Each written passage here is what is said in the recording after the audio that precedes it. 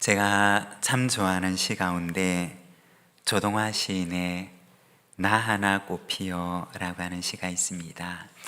언젠가 한번 소개를 한 적이 있고 또 많은 분들이 알고 사랑하는 시인데, 제가 그 시를 한번 읽어보면, 나 하나 꽃피어 풀밭이 달라지겠느냐고 말하지 말아라. 내가 꽃피고 나도 꽃피면 결국 풀밭이 온통 꽃밭이 되는 것 아니겠느냐. 나 하나 물들어 산이 달라지겠느냐고도 말하지 말아라. 내가 물들고 너도 물들면 결국 온 산이 활활 타오르는 것 아니겠느냐. 조동화 시인의 나 하나 꽃피어 라고 하는 시입니다. 어떤 이는 처음에 마음속으로 생각을 합니다. 세상을 바꾸고 나라를 바꾸고 마을을 바꾸고 가정을 바꾸리라고 생각을 합니다. 그러나 그가 나중에 깨닫게 되는 것은, 자신이 바꿀 수 있는 것은 결국 자신밖에 없다는 사실을 깨닫게 됩니다.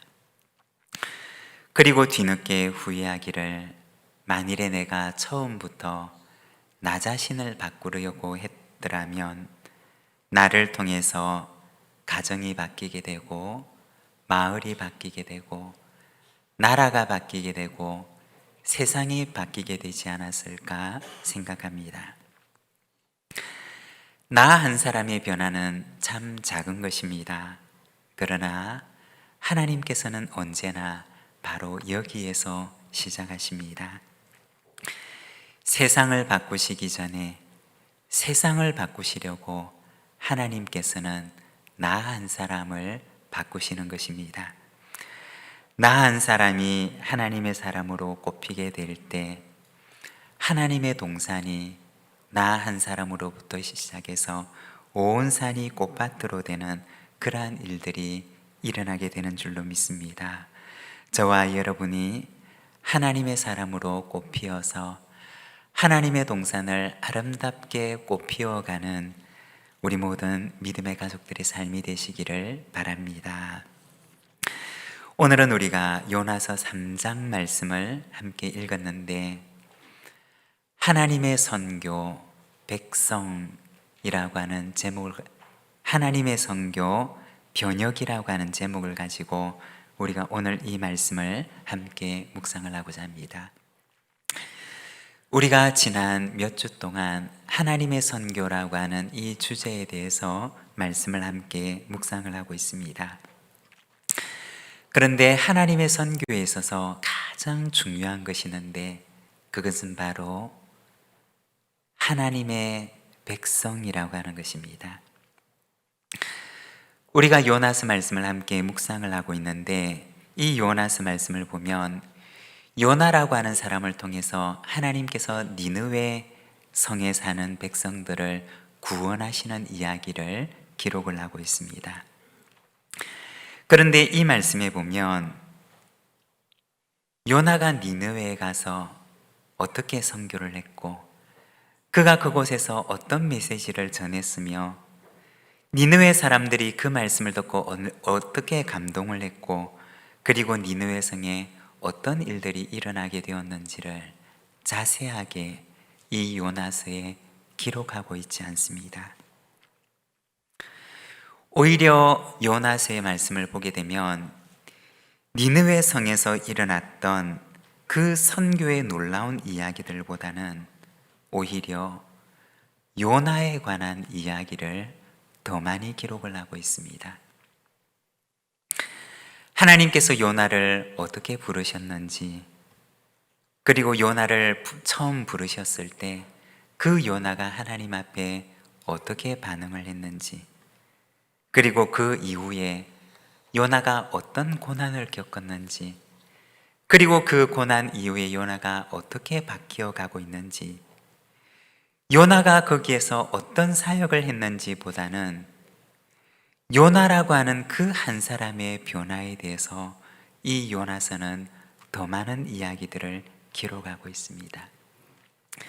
어쩌면 요나가 했던 그 일들보다는 이 요나에게 어떤 변화가 일어났는지를 이야기하기 위해서 이 요나서를 기록하고 있는 것처럼 요나서는 바로 거기에 주목을 하고 있습니다. 여러분, 선교에 있어서 보다 중요한 것은 선교사가 행하는 사역보다는 하나님의 선교를 맡고 있는 그 한 사람의 변화를 더 중요하게 생각한다는 것입니다. 선교가 어디에서 시작되느냐? 한 사람이 행하는 일에서 시작하는 것이 아니라 그 일을 행하는 사람의 그 존재에서 시작한다는 것입니다. 여러분, 교회는 어떨까요?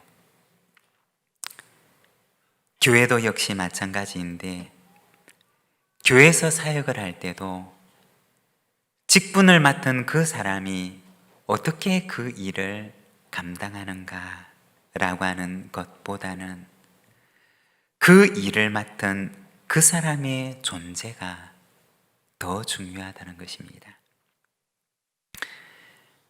비록 일이 조금 서투르다 할지라도 그 일하는 사람의 존재가 하나님 앞에 준비가 되어 있으면, 그러면 그 서투른 일을 통해서도 하나님께서는 그곳에 하늘의 열매가 맺히게 하십니다.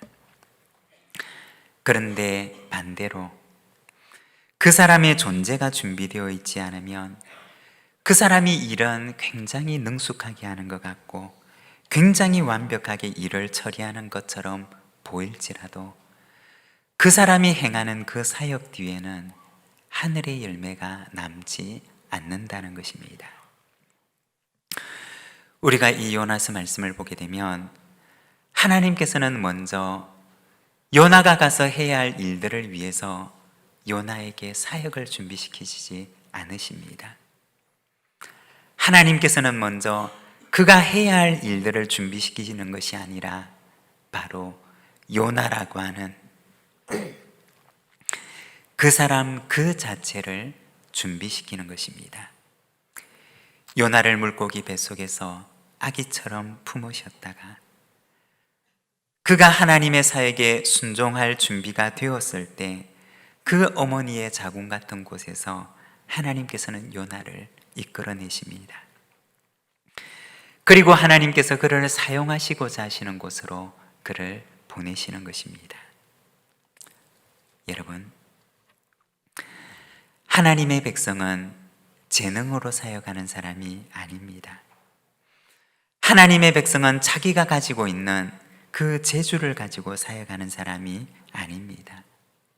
하나님의 백성은 그 사람의 그 존재로 사역하는 사람입니다. 하나님께서는 누군가를 사용하고자 하실 때 그 사람의 재능을 준비시키시지 않으십니다. 물론 그에게 좋은 재능을 주실 수도 있지만, 그러나 그를 사용하시기 위해서 그의 재능을 준비시키는 것이 아니라는 것입니다. 재능보다 먼저 그 사람의 존재를 하나님께서는 만들어 가신다는 것입니다. 사랑하는 여러분, 재능이 준비된 사람이 아니라 나의 존재가 하나님께 준비된 사람이 되시기를 바랍니다. 그러면 하나님께서 그 사람을 사용하시는 줄로 믿습니다. 작년에 우리 교회에서는 장로님들과 권사님들과 안수집사님들이 임직을 받고 교회에서 일꾼으로 세워졌습니다. 그리고 임직을 받기 전에 4개월간의 훈련의 시간을 가졌습니다. 그런데 그때 훈련의 주제가 하나님의 일꾼 성품으로 일하라고 하는 것이었습니다. 이 주제의 의미가 무엇이냐? 하나님의 일꾼은 자신의 재주를 가지고 자신의 재능을 가지고 일하는 사람이 아니라는 것입니다. 진정한 하나님의 사랑은 그의 존재를 가지고 일하는 사람이고 하나님께서 그를 통해서 만드신 하나님의 성품을 가지고 일하는 사람이라는 것입니다. 교회 사역에 있어서도 선교 사역에 있어서도 가장 중요한 것은 사역자의 그 존재 자체입니다. 그 존재가 준비된 사역자를 하나님께서는 사용하신다는 것입니다. 우리 부산진 교회 가운데도 그와 같은 일꾼들이 가득하게 되기를 소망합니다. 오늘 말씀에서는 아직까지는 부족하지만 그래도 순종하는 요나를 통해서 니느웨를 변화시키시는 말씀을 보여줍니다. 요나를 통한 선교를 통해서 니느웨에 일어났던 변화, 복음이 일으켰던 변혁에 대해서 오늘 이 요나서 말씀은 기록을 하고 있습니다. 오늘은 이 말씀 속에서 선교가 일어나는 곳에는 어떤 변화, 어떤 변혁이 시작되는가 라고 하는 것을 우리가 말씀을 통해 함께 묵상하기를 원합니다. 먼저 첫 번째는 죄에 대한 애통이었습니다. 3절에서 6절까지 말씀을 우리가 자막을 통해서 함께 봉독하겠습니다. 요나가 여호와의 말씀대로 일어나서 니느웨로 가니라. 니느웨는 사흘 동안 걸을 만큼 하나님 앞에 큰 성읍이더라. 요나가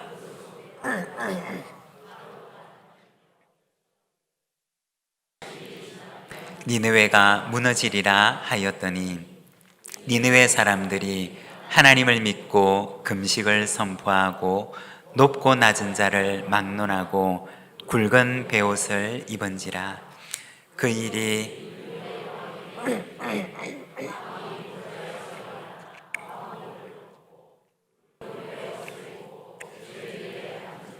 아멘.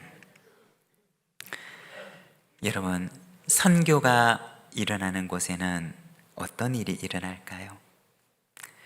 선교가 이루어지는 곳에 일어나는 첫 번째 변화는 바로 죄에 대한 슬픔입니다. 죄에 대한 애통입니다. 죄를 보고 슬퍼하고 죄를 보고 가슴을 치는 일이 바로 선교가 이루어지는 곳에서 일어나는 첫 번째 변화입니다. 3절의 말씀을 보게 되면 니느웨 성에서 선교하는 요나의 모습을 보여주는데, 이 요나의 모습을 보게 되면 사흘 동안 걸을 만큼 큰 니느웨 성에서 요나는 하루 동안 다니면서 하나님의 말씀을 전합니다.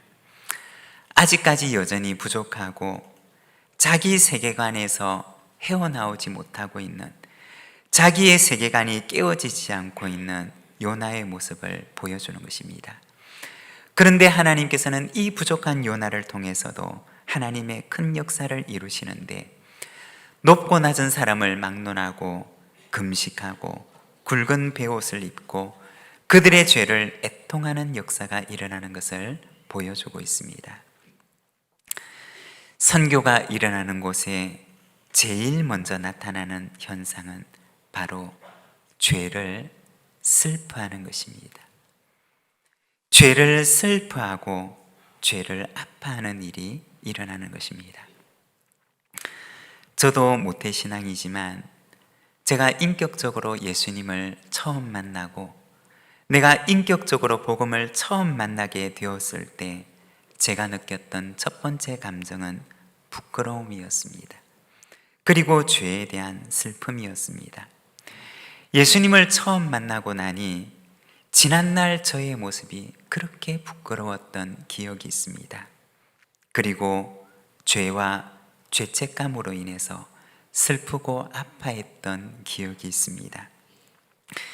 이것이 바로 복음이 닿고 그리고 선교가 이루어지는 곳에서 일어나는 첫 번째 변화입니다. 죄가 부끄럽게 여겨지고, 그리고 죄가 싫어지고, 그것이 아파지는 것이 바로 선교가 이루어지는 곳에서 일어나는 그 첫 번째 현상인데, 이것은 바로 거룩을 위한 출발이 되는 것입니다.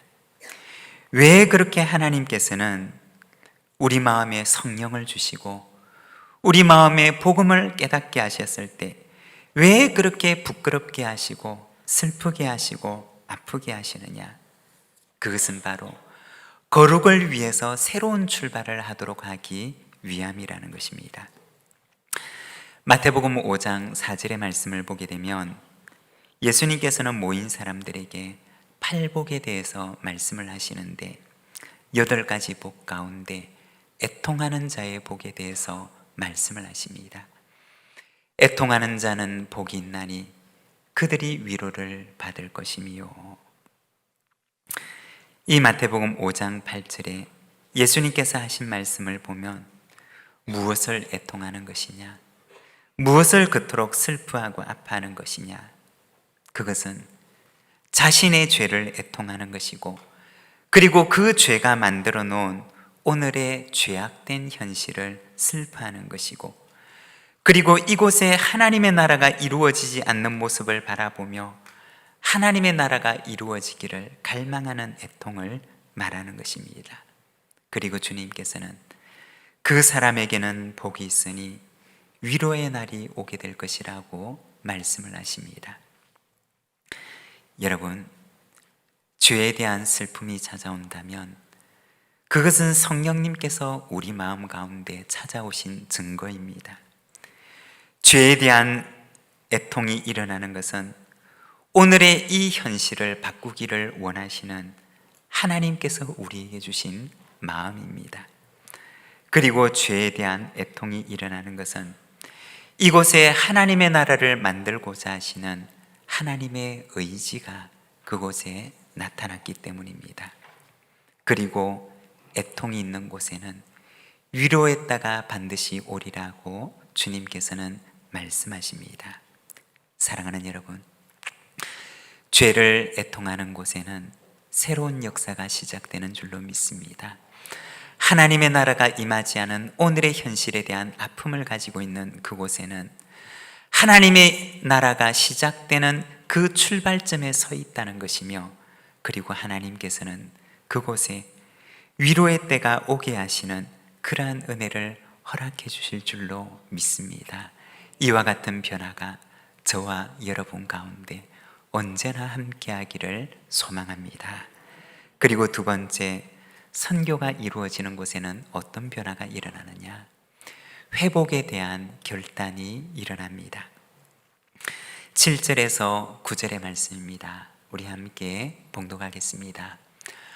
왕과 그의 대신들이 조서를 내려 니느웨에 선포하여 이르되 사람이나 짐승이나 소떼나 양떼나 아무것도 입에 대지 말지니 곧 먹지도 말 것이요 물도 마시지 말 것이며 사람이든지 짐승이든지 다 굵은 베옷을 입을 것이요 힘써 하나님께 부르짖을 것이며 각기 악한 길과 손으로 행한 강포에서 떠날 것이라. 하나님이 뜻을 돌이키시고 이 진노를 거치사 우리가 멸망하지 않게 하시리라. 그렇지 않을 줄을 누가 알겠느냐 한지라. 아멘. 여기에 보면 요나를 통해서 선교가 이루어지고, 그리고 그곳에 지위고하를 막론하고 금식하며 죄를 애통하는 일이 일어나는데 8절에 보면 나아가서 죄와의 단절을 결단하는 일이 일어나게 됩니다. 말씀을 보면 각기 악한 길과 손으로 행한 강포에서 떠날 것이라고 말합니다. 우리가 선교에 대해서 조금 더 넓게 생각을 해보면 선교란 무엇이냐? 하나님의 나라가 이루어지지 않는 그곳에 하나님의 나라가 이루어지도록 하는 것, 그것이 바로 선교입니다. 그러면 선교의 대상은 어디이며 선교의 현장은 어디이냐? 하나님의 나라가 아직 이루어지지 않는 곳이라면 그 모든 곳이 선교의 대상이고 선교의 현장이라는 것입니다. 그러면 선교를 할 때 우리는 왜 복음을 전해야 하느냐? 복음을 통해서야지만이 우리는 하나님을 알게 되고 또 나를 알게 되기 때문입니다. 그리고 하나님을 알아야지만이 우리는 하나님께서 만드신 처음의 세상이 어떠했고 하나님께서 세상을 처음 만드실 때 어떤 계획을 가지고 계셨는지를 우리는 알 수가 있기 때문입니다. 그리고 복음을 알아야지만이 우리는 죄를 알게 됩니다. 무엇이 죄이고 무엇이 어두움이며 무엇이 하나님의 슬픔이 되는 것이며 무엇이 이 세상을 망치는 것인지를 우리는 복음을 알아야지만이 죄를 깨닫게 되는 것입니다. 그리고 복음을 알 때 우리는 우리가 회복해야 할 세상이 어떤 곳이며 그리고 우리가 돌아가야 할 그 회복의 자리가 어디인지를 우리는 비로소 알게 되는 것입니다. 복음을 알게 되면 우리는 세상을 보는 새로운 눈을 뜨게 됩니다. 복음을 알게 되면 하나님께서 우리를 왜 부르셨는지 우리는 그 부르심의 소망을, 우리를 부르신 소명의 이유를 우리는 알게 되는 것입니다. 오늘 우리가 읽었던 본문 8절에 보면 이렇게 말씀을 합니다. 사람이든지 짐승이든지 다 굵은 베옷을 입을 것이요 힘써 하나님께 부르짖을 것이며 각기 악한 길과 손으로 행한 강포에서 떠날 것이라. 여기에 보면 복음을 듣고 나서 그들에게 일어난 결단과 변화에 대해서 얘기를 하는데 이 8절 말씀을 보면 먼저 악한 길이라고 이야기를 합니다. 여러분, 우리가 길에 대해서 잠깐 생각을 해보면 길이라고 하는 것은 무엇이냐? 그 사람의 오래된 삶의 방식을 말하는 것입니다. 그 사람의 오래된 습관을 말하는 것입니다. 사람이 한 번 길을 지나간다고 해서 사람이 한 번 어떤 곳을 지나간다고 해서 그곳이 길이 되지는 않습니다. 아주 오랜 시간 동안 계속해서 같은 곳을 지속적으로 다녀야지만이 그곳에 길이 시작되는 것입니다. 그런데 이 8절의 말씀을 보게 되면 하나님을 알지 못했던 그들의 지난 날에 대해서 고백을 하는데 우리가 이 악한 길에서 떠나자고 이야기를 합니다. 얼마나 오랫동안 그들이 하나님이 기뻐하시지 않는 길을 걸어왔는지를 이야기하는 것입니다. 그 악한 습관이 얼마나 오랫동안 그 사람의 삶 속에 머물러 왔는지를 이야기하는 것입니다. 그 악한 습관이 얼마나 오랫동안 그의 삶의 방식이 되어 왔는지를 이야기하는 것입니다.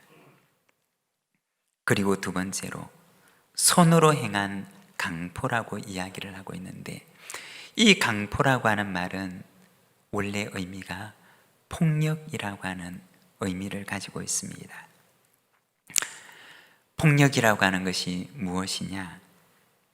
폭력은 힘을 말하는 것이고 힘으로 지배하는 것을 말하는 것이고 힘으로 다스리는 것을 말하는 것입니다. 이것을 다른 말로 표현을 하면 섬김이 결여되어 있는 힘이라고 이야기할 수가 있습니다. 우리가 복음서 말씀을 보게 되면 예수님께서 힘과 섬김에 대해서 말씀을 하십니다. 마태복음 20장 25절에서 27절 말씀을 보면 이렇게 말씀을 합니다.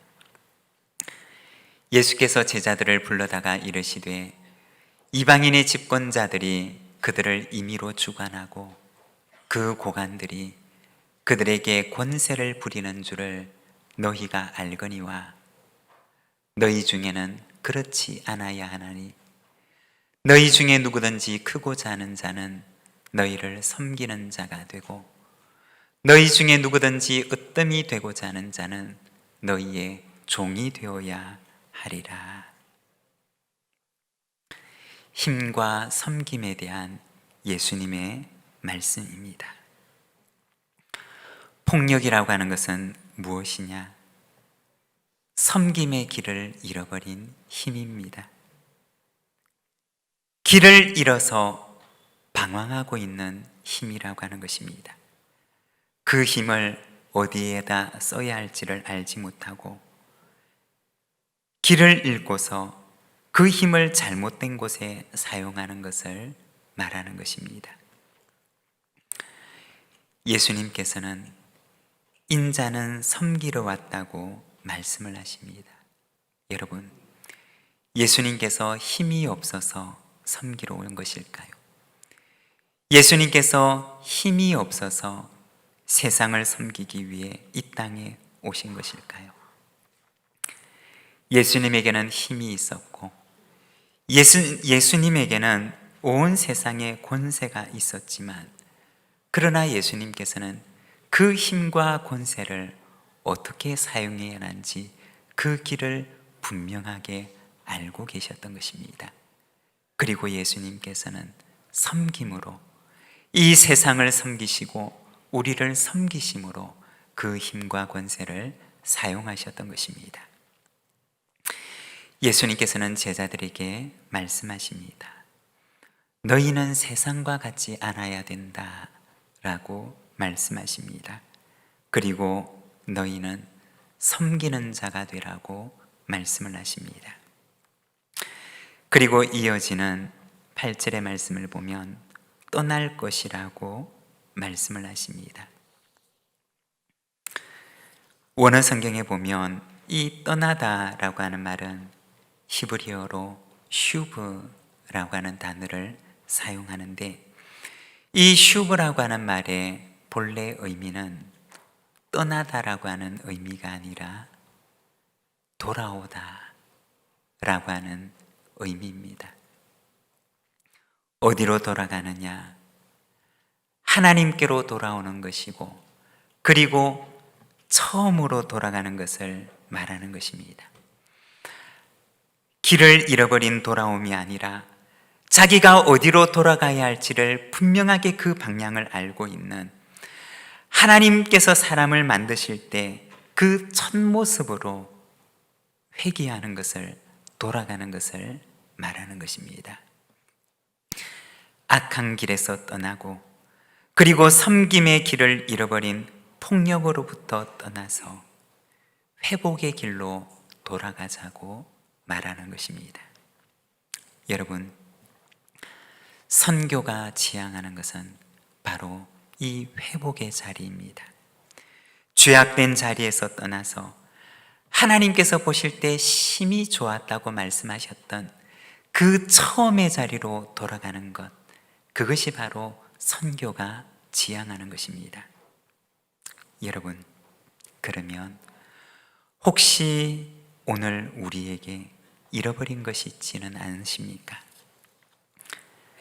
처음에 섬김의 마음, 하나님께서 우리에게 주셨던 청지기의 마음, 그리고 용서의 마음, 포용의 마음, 사랑의 마음, 용납의 마음, 하나님께서 우리에게 주셨던 그 처음의 그 아름다움을 혹시 우리는 잃어버리고 있지는 않습니까?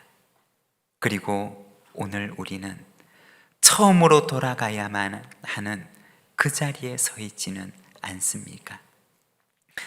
하나님의 기쁨이 되지 못하는 곳에서 떠나서 하나님의 기쁨이 되는 자리로 돌아가야 하는 곳에 오늘 우리는 있지 않습니까? 사랑하는 여러분, 회복에 대한 결단이, 처음에 그 자리로 돌아가고자 하는 그 소망과 결단이 날마다 우리 속에서 새롭게 되기를 소망합니다. 10절의 말씀입니다. 하나님이 그들이 행한 것, 곧 그 악한 길에서 돌이켜 떠난 것을 보시고 하나님이 뜻을 돌이키사 그들에게 내리리라고 말씀하신 재앙을 내리지 아니하심이라. 이 10절 말씀을 보면 선교가 이루어지는 곳에 하나님과 화목이 이루어지는 것을 보여줍니다. 빛이 닿지 않는 곳을 우리가 어두움이라고 칭하는 것처럼 빛이 닿는 곳에는 어두움이 물러가게 됩니다. 마찬가지로 재앙과 저주라고 하는 것은 바로 하나님의 복이 닿지 않는 곳을 말하는 것입니다. 하나님과의 화목의 빛이 비추어지는 곳에 재앙이 사라지게 되고 하나님의 복이 머물게 되는 것을 보여주는 것입니다. 사랑하는 여러분, 먼저 우리가 하나님과 화목을 이루며 살아가게 되기를 소망합니다. 또한 한 걸음 더 나아가서 세상을, 가정을, 이웃을 하나님과 화목케 하는 삶을 살아가시기를 바랍니다. 그곳에 하나님의 은혜의 복이 햇빛처럼 하늘로부터 내려서 어두움이 물러가고 햇빛 같은 하나님의 나라가 그곳에 시작되는 줄로 믿습니다. 이 복이 저와 여러분에게, 그리고 햇빛이 닿는 모든 곳마다 충만하게 되기를 축원합니다. 오늘 우리에게 주신 말씀을 생각하며 우리 함께 기도함으로 하나님 앞에 나아가겠습니다.